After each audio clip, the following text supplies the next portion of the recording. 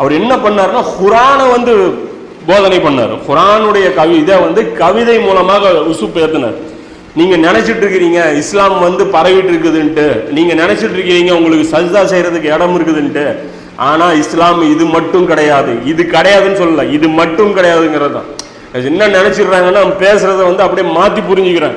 அது மார்க்கம் இது இல்லைங்கிறான், அது இல்லைங்கிறான், அப்படிங்க அது இல்லை, இது மட்டும் இல்லைங்கிறது தான் என்னுடைய வாதம். வெறும் அதாவது நாம இப்போ ஒரு தொழுகையை செஞ்சு நம்ம ஒரு தொழுதுட்டு இபாதத் செஞ்சு நம்ம என்ன நினைக்கிறோம், நாம அல்லாஹ் இடத்துல ஒரு பூரணமான அடியான் இருக்கோம், எங்க அமல் குறைபாடு மட்டும் இல்லாம இருந்துச்சுன்னா இதை அக்செப்ட் ஆச்சுன்னா போதும் நம்ம பொழைச்சிக்கிறோம் இருக்கோம். ஆனா மிகப்பெரிய வேலை நபி ஸல்லல்லாஹு அலைஹி வஸல்லம் அவங்களுக்கு கொடுக்கப்பட்ட மெயினான வேலை ஓரமா கிடக்குது. அதன் பக்கம் நமக்கு டார்கெட்டே கிடையாது. அதை எடுத்து இப்போ பண்ணவும் முடியாது, அது வேற விஷயம். ஆனா அதை பற்றி அறிவு நமக்கு இருக்கணும். அதாவது அது எப்படிப்பட்ட இல்லைன்னா இப்போ தப்பான ஆள் இருக்கான், பல கேங்கு இருக்கு. ஒன்று இந்த வேலையை தப்பா ரிப்ரசென்ட் பண்றாங்க.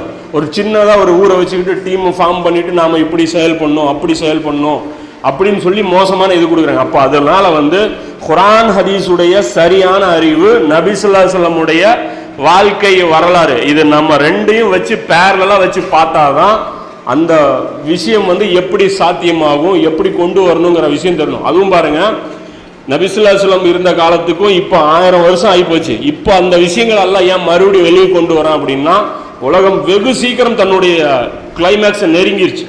இப்போ இந்த விஷயங்கள்லாம் மறுபடியும் எல்லாம் ரிப்பீட் பண்ணி நம்ம மூலமா வேலை வாங்குறோம். இதை வரும்போது தான் மஹதி அலைஹிஸ்ஸலாம் எல்லாம் வரும்போது இந்த வேலையை வந்து நிறைவேற முடியும்.